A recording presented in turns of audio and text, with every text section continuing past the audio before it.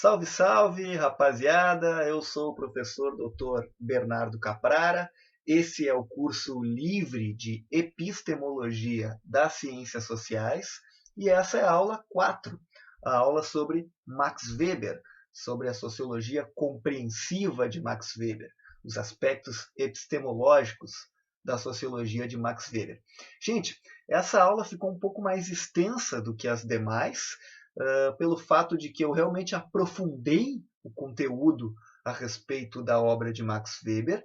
Então eu peço para quem tiver interessado em apenas um pedaço conceitual ou algum pedaço temático da obra de Weber, dê uma olhadinha na descrição do vídeo, que está bem separadinho ali a organização da aula, né? Em qual momento entra qual ponto. Aí vocês podem clicar em cima e ir direto para o ponto que vocês quiserem, né? Da temática que vocês quiserem. Mas, particularmente, como um fascinado pela epistemologia das ciências sociais, e assim como eu, milhões de pessoas nesse mundão digital que são apaixonadas pela filosofia das ciências sociais, eu sugeriria, assista a aula inteira, que você vai ter uma oportunidade de entender com profundidade a epistemologia weberiana. Bora lá, rapaziada!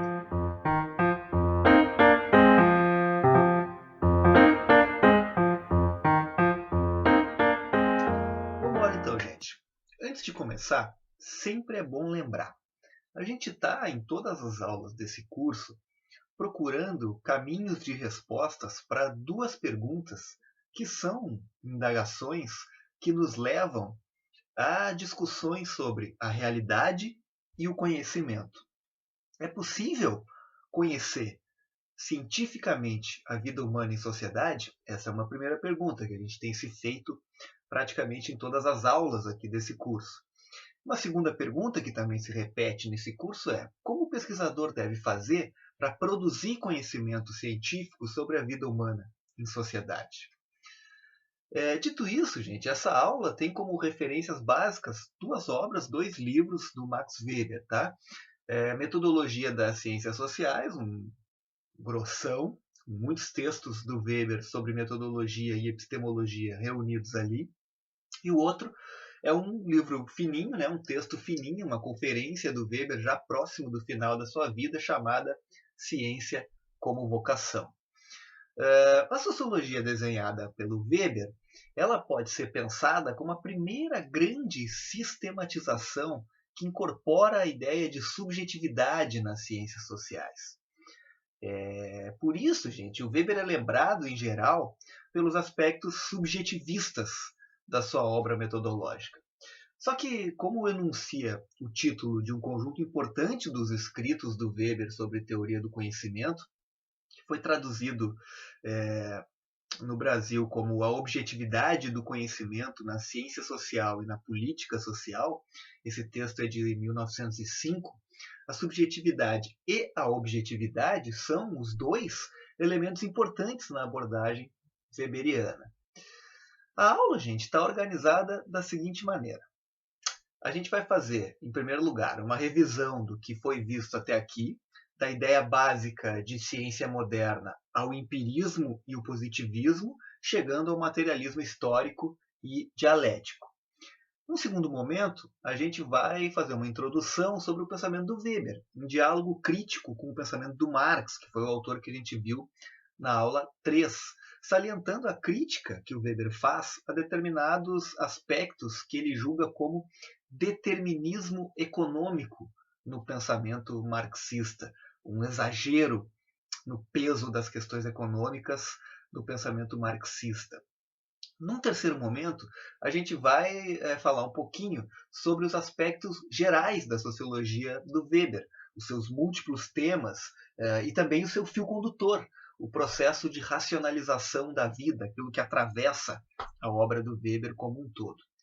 Num quarto momento, e aí depois dessas introduções importantes, né, no momento mais importante da aula, a gente vai analisar detalhadamente a epistemologia do Weber, né, discutindo a rejeição do Weber veemente, né, rejeição veemente do Weber ao naturalismo, né, a importação dos métodos das ciências naturais para as ciências sociais, mas também vamos discutir a questão da causalidade, da interpretação, dos tipos ideais e da neutralidade axiológica.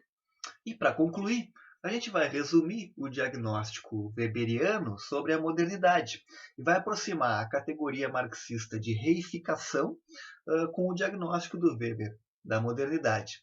E também vai discutir os limites da metodologia do Weber frente a um possível determinismo pessimista que se expressa na gaiola de ferro da modernidade, né? Aquela expressão que finaliza, que fecha a ética protestante e o espírito do capitalismo.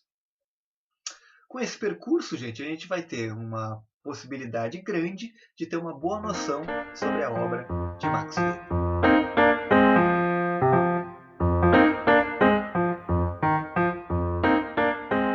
Até aqui, a gente vem falando das visões que inauguraram o campo das ciências sociais, das visões que começaram a definir se realmente é possível produzir conhecimento sobre a vida social, conhecimento científico sobre a vida social.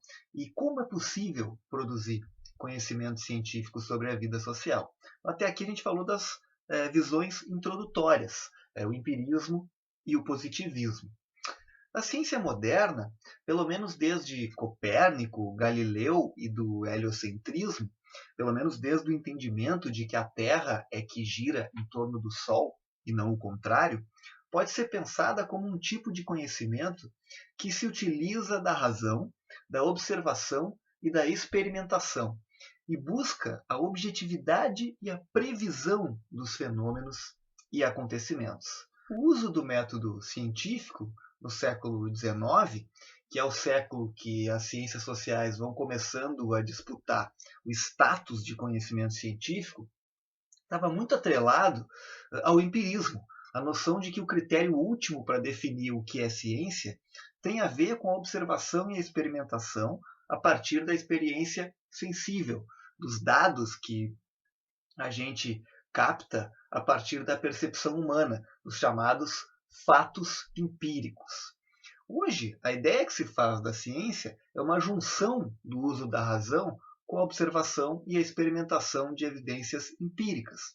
A razão não é deixada de lado ou secundarizada, ela é mobilizada para lidar com os dados concretos, com os dados empíricos, factuais. E o empirismo é uma perspectiva que aprofunda essa visão, dizendo que apenas o que importa para definir o que é ciência são os fatos empíricos. Mas digamos que a ciência atualmente não é necessariamente empirista, pelo peso que também se atribui à racionalidade. A gente viu que, sob a influência direta do empirismo, Comte criou o positivismo e, dessa forma, consolidou a existência de uma ciência da sociedade, criou uma física social, criou as ciências sociais, criou a sociologia, que seria, na visão do Comte, muito próxima das ciências da natureza, mas tendo como objeto de análise, objeto de estudo, as relações entre os seres humanos em sociedade. A física social de Comte, ou a sociologia positivista, inclusive a neopositivista, como no Círculo de Viena, orienta os cientistas sociais a procurar descrever os fatos empíricos e suas regularidades, a utilizar os métodos das ciências naturais para descrever as leis dos fenômenos sociais. É a objetividade levada ao extremo, a perspectiva positivista.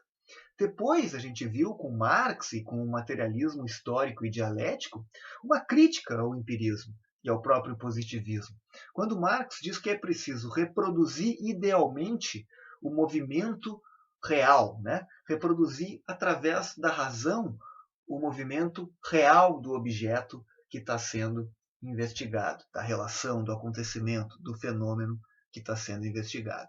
Os fatos são importantes no materialismo histórico e dialético, mas eles são enganadores. É preciso ir além do empírico, porque o empírico demonstra só a aparência das coisas, o que acaba sendo uma armadilha para o pesquisador. Outro ponto importante do método no Marx diz respeito à dialética. Tem marxistas, gente, que argumentam que o jovem Marx seria um filósofo e não um cientista, em função da relação do jovem Marx com Hegel e com a dialética. Para esses autores, o Marx maduro seria o Marx cientista, o Marx do Capital, né? Visto que esse Marx seria mais focado na análise objetiva e metódica do modo de produção capitalista. Particularmente, eu tendo a ver a obra do Marx como um contínuo, e dada as pretensões, né, do Marx de transformação do mundo, dada a filosofia política revolucionária que é intrínseca, inerente à sua obra, eu tendo a ver a dialética como um conceito central no materialismo histórico. Contudo, tenho consciência de que na aula passada, na aula 3, sobre o materialismo histórico e dialético, eu apresentei a dialética de uma maneira que não deixa de ser vulgar, introdutória, né? Isso porque a dialética é uma noção que opera no sistema filosófico do Hegel, que é de onde o Marx busca o conceito para retrabalhar, né, a dialética. E a obra hegeliana é nebulosa, ela é de difícil tradução, cheia de controvérsias. Por isso, antes da gente começar a falar do Weber e das contribuições da epistemologia do Weber, eu queria nomear dois autores que fazem uma crítica mais complexa da dialética no Hegel, para quem se interessar, né, para ir mais longe do que eu fui na aula 3. O primeiro é o filósofo analítico Bertrand Russell e sua ótima, espetacular história da filosofia ocidental, no capítulo do terceiro volume que fala sobre o Hegel, o capítulo da filosofia moderna. São 3 volumes. O segundo é o professor de lógica e metafísica da McGill University de Montreal, o argentino Mário Bunge, que diz no Dicionário de Filosofia, que ele é autor, que a dialética é confusa e sequer deve ser entendida como uma lógica, mas no máximo como uma filosofia da história. Agora a gente pode então começar a pensar um pouquinho mais sobre o Weber e as contribuições que o Weber vai trazer para a epistemologia das ciências sociais.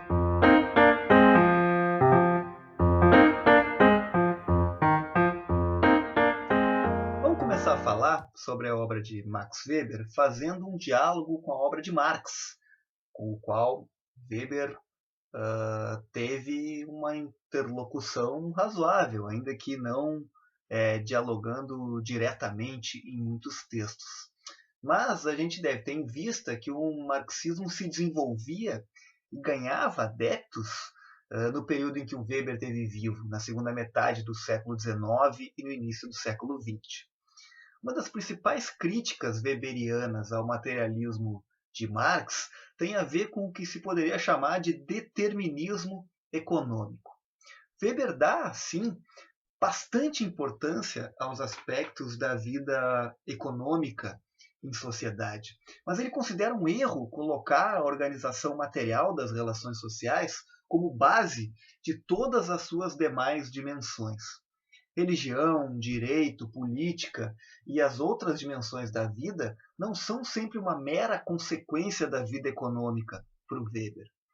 Em algumas passagens de um texto metodológico bem importante, chamado A Objetividade do Conhecimento nas Ciências Sociais e na Política Social, que nós vamos citar ele várias vezes aqui, Weber elogia alguns conceitos do Marx, no sentido de que esses conceitos podem servir para estudar a economia capitalista como tipos ideais, que é uma noção que a gente vai abordar também no desenrolar dessa aula, mas não como uma chave mestra que abra todas as portas analíticas sobre a sociedade capitalista. É mais ou menos nesse sentido crítico ao materialismo que o Weber desenvolve outra das suas grandes obras, que é o estudo sobre as ideologias protestantes como o cimento do capitalismo moderno, o clássico livro A Ética Protestante e o Espírito do Capitalismo. A tese central do Weber é que na origem da racionalização moderna, a ação orientada a um determinado fim não se separava da ação racional orientada a um valor. Por isso, a ação do empreendedor protestante era racional no sentido mais amplo, porque ele racionalizava a sua vida metodicamente, perseguindo os seus fins, os seus objetivos, mas sempre motivado por valores religiosos. Isso é importante porque o Weber destaca que não eram apenas as relações materiais, portanto, que orientavam o empreendedor calvinista na origem do capitalismo, mas os valores subjetivos que ele cultivava no seu cotidiano, que era um cotidiano ascético, um cotidiano sem ostentação, em que ele trabalhava sem descanso, em virtude das suas crenças religiosas, aquilo que o Weber vai chamar de ascetismo intramundano. O Weber não deixa de notar que a consolidação da modernidade capitalista foi levando, aos poucos, a preponderância da racionalidade, orientada a determinados fins, sem necessariamente carregar uma orientação a valores. Mas para o Weber tem uma grande diferença entre a origem e a consolidação do capitalismo. Pois, como a gente pode ver lá na página 165 da Ética Protestante, o Weber diz alguma coisa como o puritano queria ser um homem laborioso, um homem trabalhador. Nós, hoje, somos forçados a ser trabalhadores. Em resumo, o Weber encontra no nascimento e no desenvolvimento do capitalismo a existência de uma afinidade eletiva entre o estilo de vida metódico e ascético dos protestantes com a mentalidade ou o espírito dos capitalistas, do capitalismo. Um estilo de vida que condena os prazeres e as tentações carnais e que, dessa forma, facilita a acumulação e o reinvestimento do capital.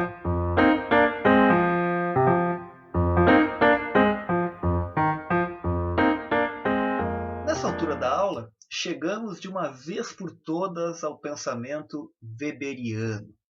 Mas afinal, quem foi Max Weber?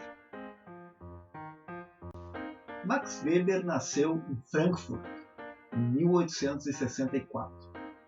Seu pai foi um deputado liberal e sua mãe uma devota do calvinismo.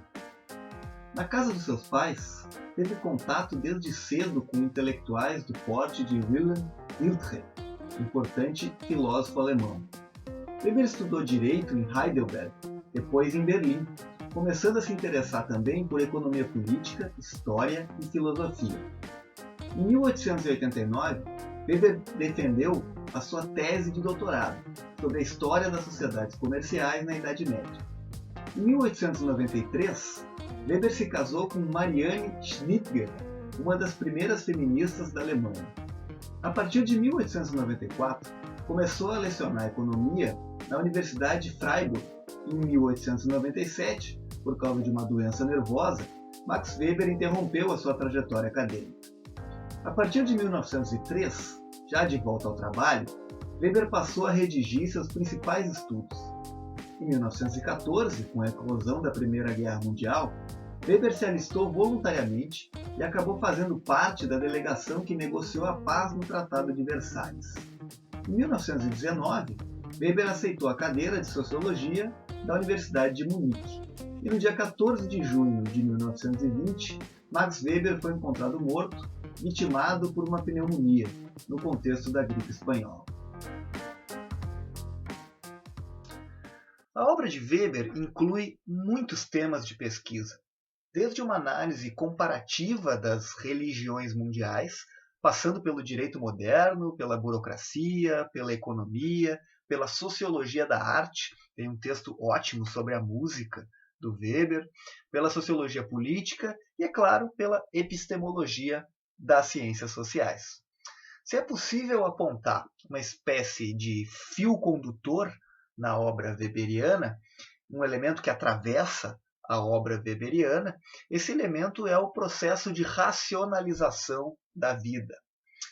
Vamos ver o que diz o professor Dr. Antônio Flávio Pierucci, professor de Sociologia da USP, falecido em 2012, sobre o conceito de ascese, que ajuda a entender a importância da noção de racionalização. Bem, um conceito muito importante do Weber, que está associado exatamente ao que ele chama de protestantismo ascético, é o conceito de ascese. O conceito de ascese por quê?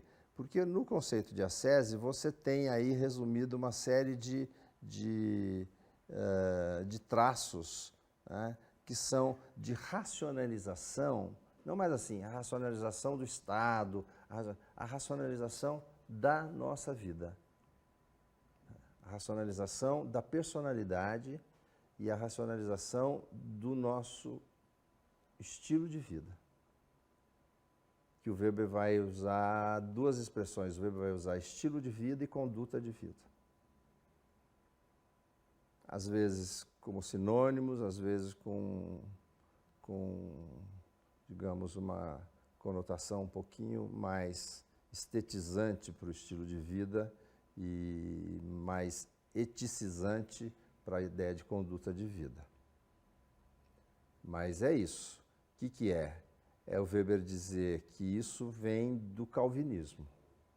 Isso vem do calvinismo, da noção de predestinação. Como a gente viu, o processo de racionalização da vida é central para o pensamento de Weber, que diz que a humanidade vem passando por um longo processo de racionalização que atinge o seu ápice na modernidade capitalista.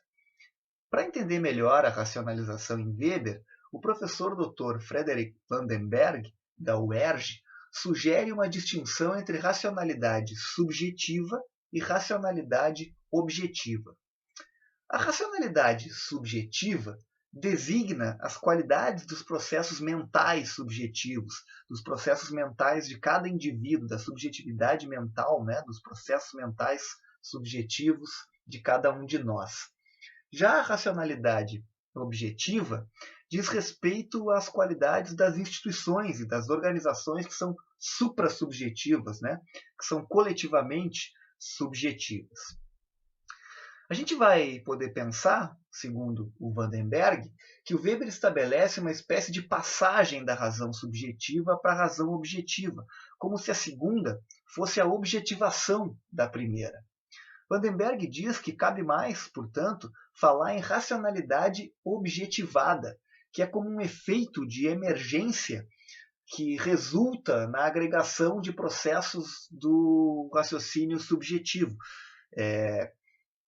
Em outras palavras, é a racionalidade subjetiva que o indivíduo faz uso para as suas ações no cotidiano, procurando meios para realizar determinadas ações, que vai se instalando também na vida coletiva, nas instituições, e essa é a dimensão da racionalidade objetivada.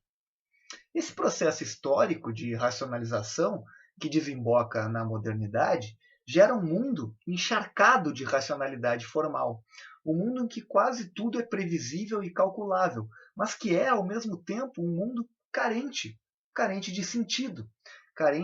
de sentido existencial, se nós podemos dizer dessa maneira. Antes da modernidade, eram os deuses que davam sentido ao mundo, que respondiam às questões mais profundas que nós, seres humanos, fazemos sobre a vida, sobre a existência, sobre nós.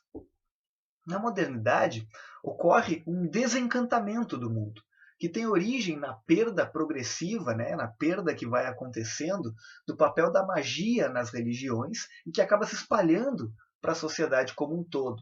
E a racionalização da vida permite que nós, seres humanos, possamos dominar o mundo, dominar o real, dominar a natureza.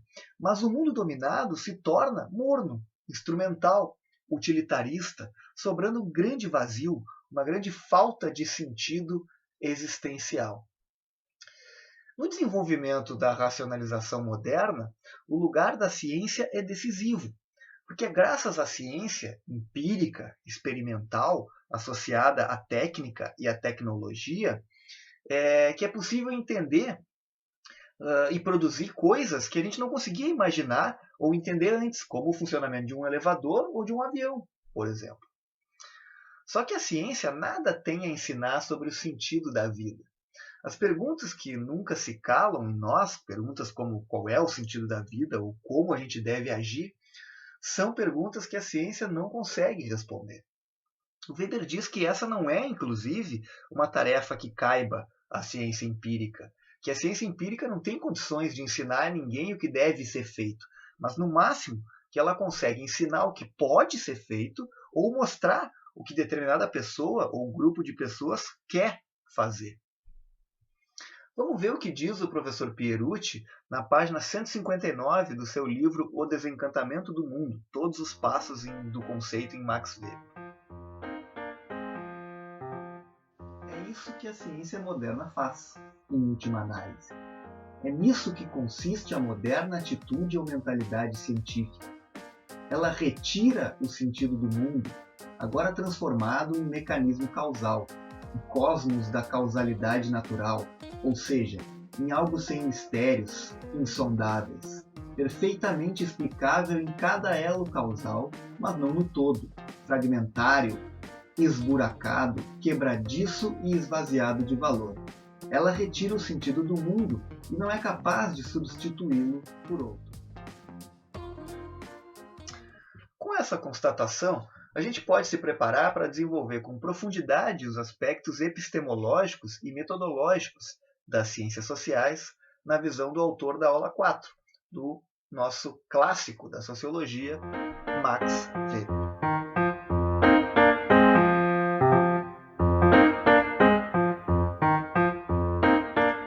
A epistemologia das ciências sociais proposta por Weber é, sim, antes de qualquer coisa, subjetivista, ainda que ela não ignore a objetividade da vida social. Weber não parte nas suas análises das estruturas objetivas da sociedade, mas do que ele chama de operações constitutivas do agente humano, da ação dos indivíduos e dos significados que eles estabelecem entre si.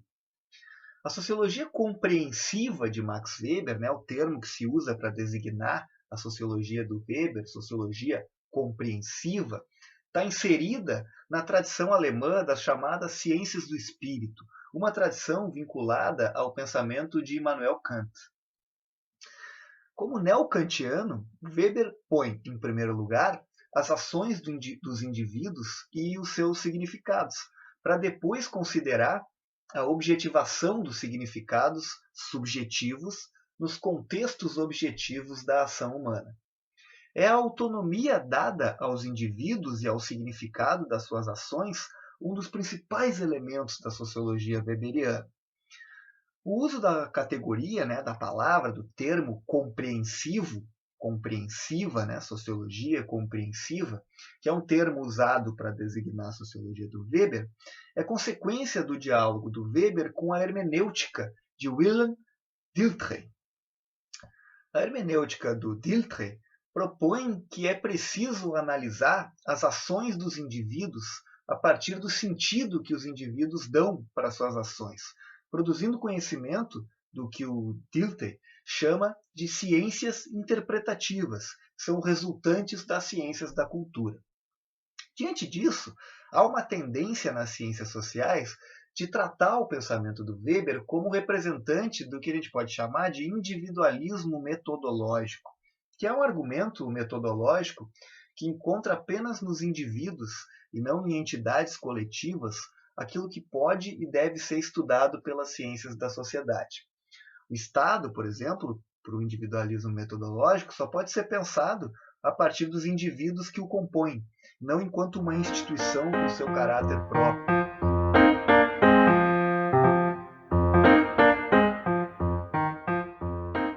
É muito comum nos livros didáticos e na literatura especializada que Weber seja apresentado como um expoente do individualismo metodológico, ou seja, na ética protestante nós temos uma concepção de sociologia em que os fenômenos sociais, os fenômenos estruturais, ou se alguém quiser, a sociedade é explicada a partir do indivíduo, a partir da ação social.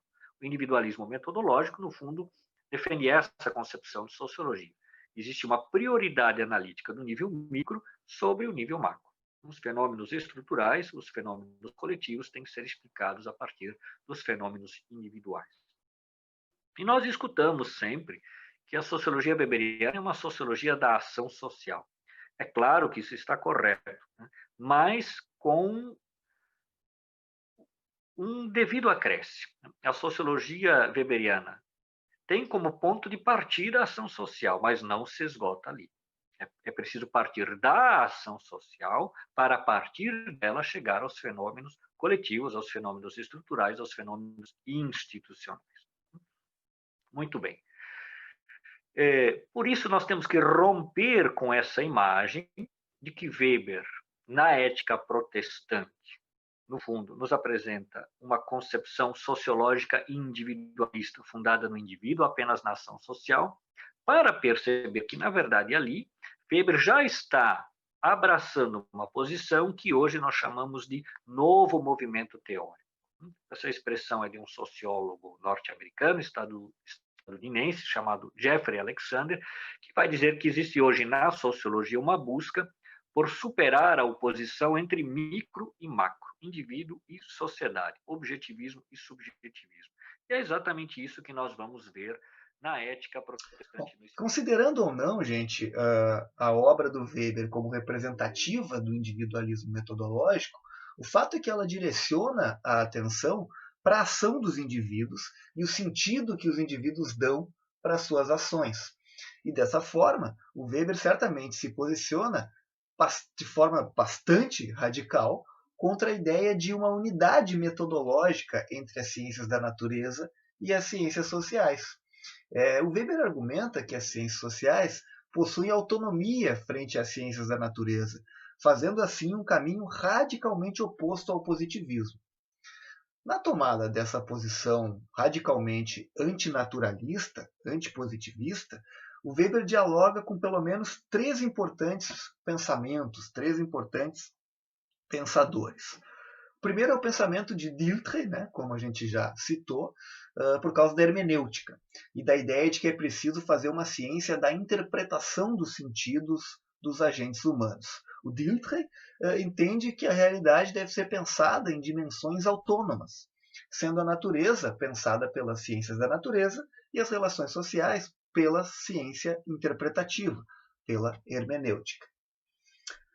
Os outros pensamentos que o Weber bebe, que ele dialoga, são os pensamentos de Wildebank e Ricker, que pensavam a realidade como unitária, sendo a mesma realidade para a natureza e para a sociedade, e propunham um fundamento lógico. As ciências estudam o real por caminhos diferentes, e o cientista procura conhecer as relações gerais ou as leis, ou busca conhecer a singularidade de um fenômeno.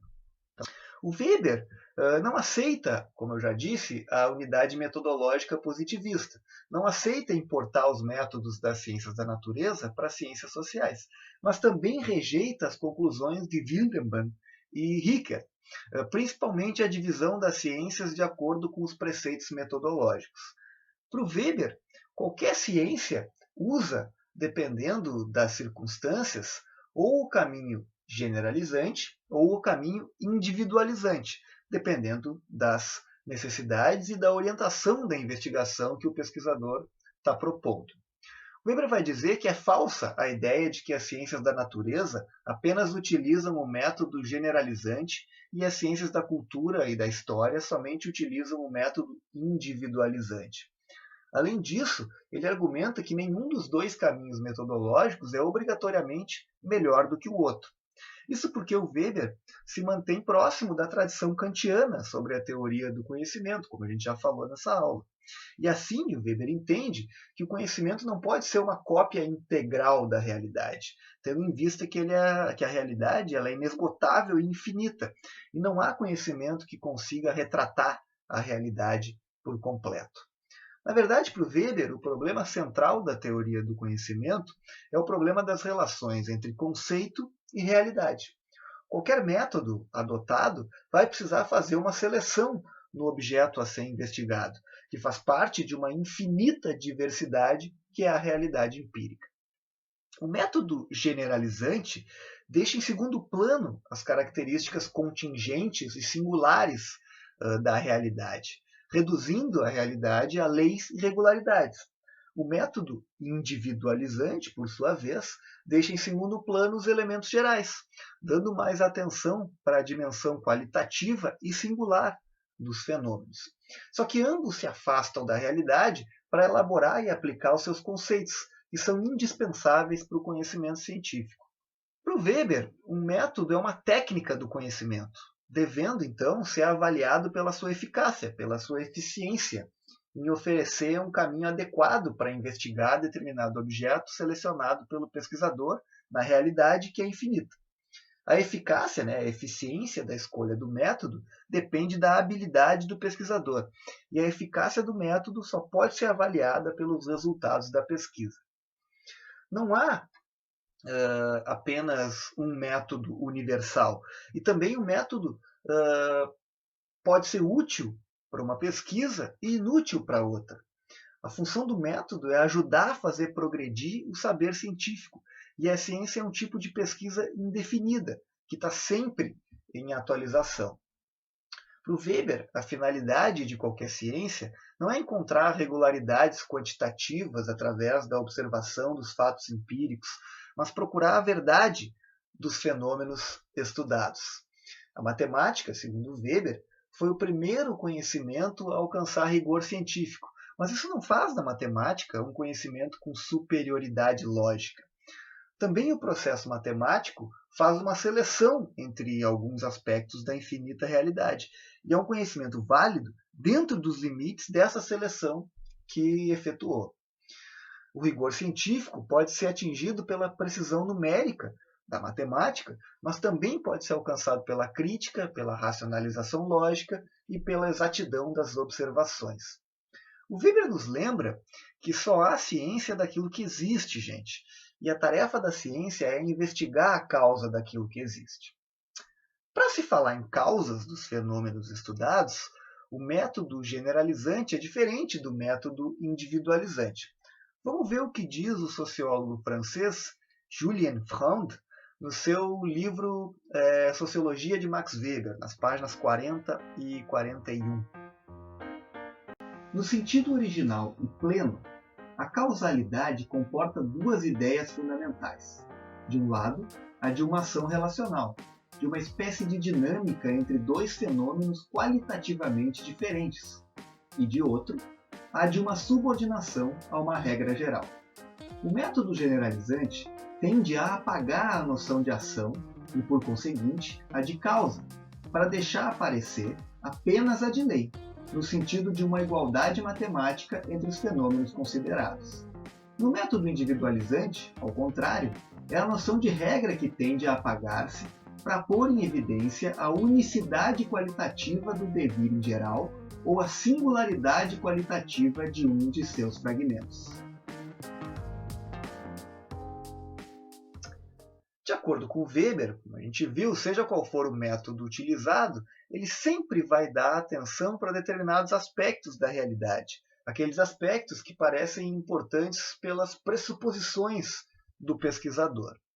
O método generalizante omite, oculta, deixa de lado a contingência, o acidental, e tem como critério de seleção a classificação das regras gerais, as regularidades quantitativas. O método individualizante, por sua vez, para o Weber, tem como critério de seleção o que Rickert chama de relação com os valores. E aqui a gente entra num ponto importante.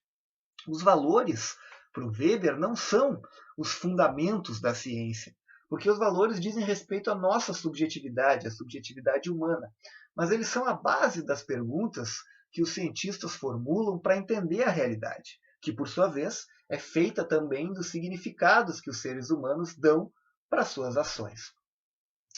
O Weber diz, na página 244 do texto que nós já citamos, a objetividade do conhecimento nas ciências sociais e na política social, o seguinte: o conhecimento científico-cultural, tal como o entendemos, encontra-se preso, portanto, a premissas subjetivas, pelo fato de apenas se ocupar daqueles elementos da realidade que apresentam alguma relação, por muito indireta que seja, com o acontecimento a que conferimos uma significação cultural.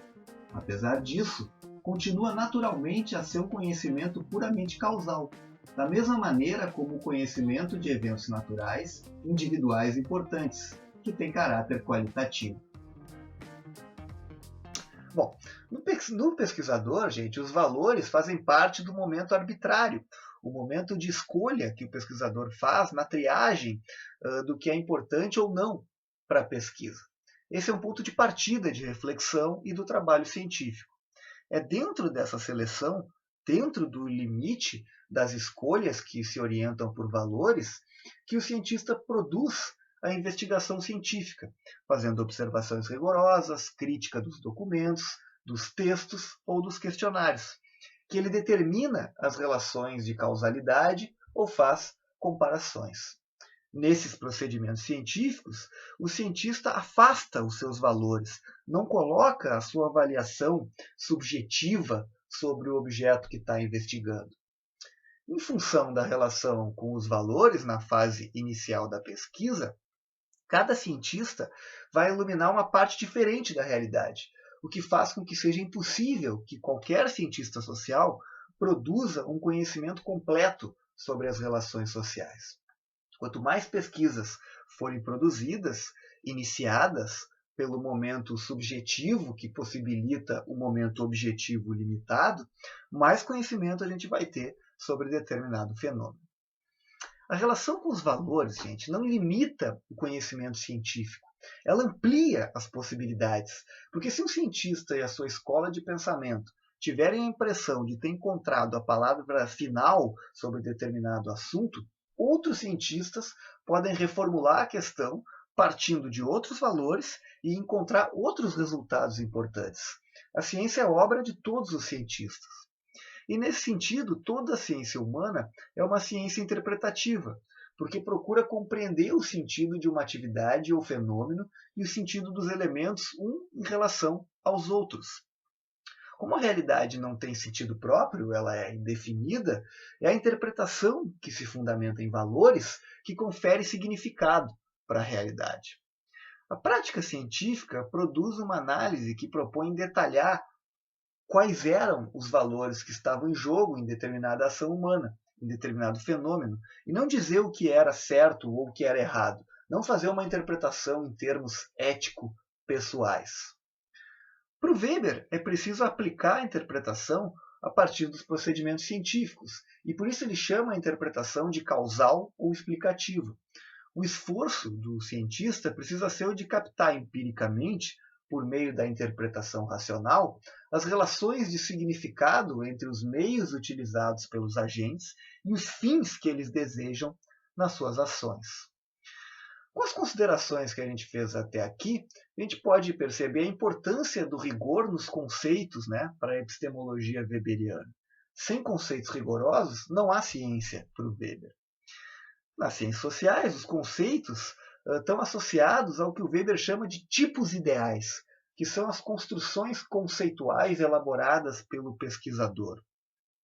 Um tipo ideal é uma criação conceitual feita pelo cientista que não está preocupado com regularidades e repetições, mas em destacar a singularidade de um fenômeno, aquilo que o caracteriza de maneira específica, que o faz diferente de outros fenômenos. Vamos ver o que diz o Weber sobre os tipos ideais no mesmo texto que a gente vem citando, na página 251. Pelo seu conteúdo, essa construção reveste-se do caráter de uma utopia, obtida mediante a acentuação mental de determinados elementos da realidade. A sua relação com os fatos empiricamente dados consiste apenas em que, onde quer que se comprove ou se suspeite que determinadas relações chegaram a atuar em algum grau sobre a realidade, podemos representar e tornar compreensível pragmaticamente a natureza particular dessas relações mediante um tipo ideal. Os tipos ideais não são um fim no qual a pesquisa quer chegar, mas um meio para obter o conhecimento sobre algum assunto. O tipo ideal não tem nada a ver com um tipo exemplar, no sentido de algum julgamento de valor, porque a validade do tipo ideal é de ordem lógica e não ética. Um tipo ideal é um instrumento de pesquisa que faz com que o pesquisador possa criar quantos tipos ideais ele achar necessário para a sua investigação. E a validade dos tipos ideais deve ser provada a partir da eficiência desses instrumentos para o resultado da pesquisa. Se os tipos ideais não forem eficientes para a pesquisa, o pesquisador deve abandonar esses tipos ideais e construir outros tipos ideais. Como a realidade é infinita e está sempre mudando, os tipos ideais têm, na sua essência, um caráter transitório, porque sempre vão ser necessários novos tipos ideais para abordar os fenômenos sociais.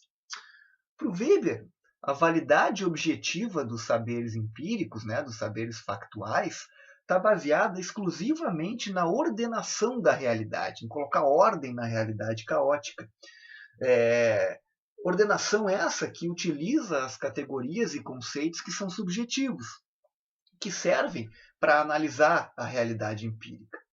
Na prática, o pesquisador, inspirado na epistemologia weberiana, deve construir tipos ideais do objeto de estudo, que vão ser os seus instrumentos de análise da seleção da realidade que ele efetuou, destacando as características típicas e singulares do objeto de estudo. Depois, ele deve comparar esses tipos ideais com a realidade empírica, para compreender a realidade empírica e procurar as causas do fenômeno que ele está estudando. Para determinar as relações causais reais, as causas reais dos fenômenos que o pesquisador está estudando, o Weber diz que a causalidade nas ciências humanas é uma causalidade probabilística. E para isso a gente deve usar a categoria de possibilidade objetiva. O papel da possibilidade objetiva é medir a significação das diversas causas de um acontecimento. Se a probabilidade é muito grande, a gente tem uma causalidade adequada. Se é uma probabilidade fraca, a gente tem uma causalidade acidental. Apesar da valorização da subjetividade nas ciências empíricas, o Weber defende o que ele chama de neutralidade axiológica. Defende que a ciência ela é refratária, ela não pode se utilizar de julgamentos éticos ou julgamentos de valor. Há uma distinção entre convicções pessoais e a pesquisa científica. Isso é uma necessidade lógica, essa distinção para o Weber. O sociólogo, por exemplo, pode ter como objeto de pesquisa as convicções e opiniões de determinados indivíduos, mas ele não pode emitir opiniões ou convicções sobre as opiniões ou convicções das pessoas que ele está estudando. O sociólogo deve interpretar, analisar, expor as opiniões dos indivíduos que estuda, com os recursos do método científico, sem aprovar ou desaprovar essas opiniões. Para o Weber, a ciência pode dizer o que a gente pode fazer e, dependendo da pesquisa, o que a gente quer fazer. Mas ela não pode nos dizer o que a gente deve fazer. Um médico, por exemplo, deve descobrir o melhor tratamento para a doença do seu paciente, mas não deve, segundo Weber, se pronunciar sobre o valor da vida ou especular se a vida vale a pena de ser vivida.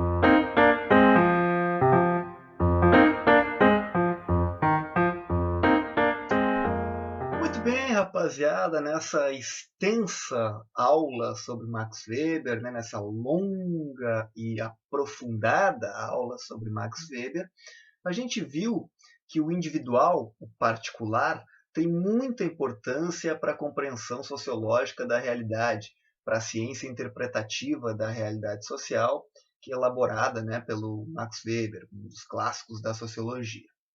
A sociologia não deixa de ser capaz, no Weber, de ser uma ciência generalizadora, mas as causas devem ser compreendidas na sua singular interconexão histórica dos sentidos que os indivíduos dão para suas ações.